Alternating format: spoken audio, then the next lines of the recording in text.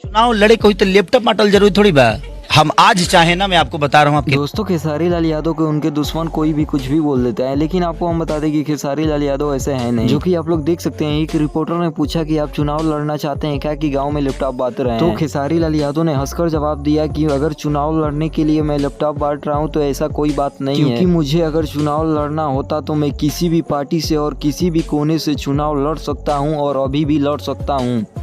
था ना, तो मैं इस दुनिया के किसी भी कोने से लड़ सकता हूँ और मैं आज चाहूँ तो आज मुझे कहीं भी किसी पार्टी से टिकट मिल सकता है। लेकिन हम आपको बता दें कि खेसारी लाल यादव वो चुनाव अभी नहीं लड़ना चाहते हैं, आगे जाके लड़ेंगे या नहीं लड़ेंगे ये तो नहीं पता। और आपको हम बता दें कि खेसारी लाल यादव की बगल में जो लड़की खड़ी है वो कोई नहीं है, बिहार की टॉपर एक लड़की है। उसी से मिलने के लिए खेसारी लाल यादव उसके पास पहुंचे हैं और उनको एक लैपटॉप गिफ्ट दिए हैं। और आपको हम बता दें कि खेसारी लाल यादव ने इस लड़की को पढ़ाने के लिए पूरी जिम्मेदारी अपने पे ले ली है, क्योंकि ये लड़की बहुत ही गरीब है और इनके पिता एक टैक्सी ड्राइवर हैं, जो कि तब खेसारी लाल यादव ने अपने सर पे ले लिया है कि जहां तक पढ़ेगी मैं पढ़ाऊंगा। तो आप लोग समझ सकते हैं कि खेसारी लाल यादव कितने दिलवाले हैं कि और किसी को भी मदद करते हैं। तो आप लोग क्या समझते हैं खेसारी लाल यादव को, कमेंट लिस्ट में जरूर बताइएगा। और मेरे चैनल पे आप लोग नए हो तो चैनल को सब्सक्राइब जरूर कीजिएगा।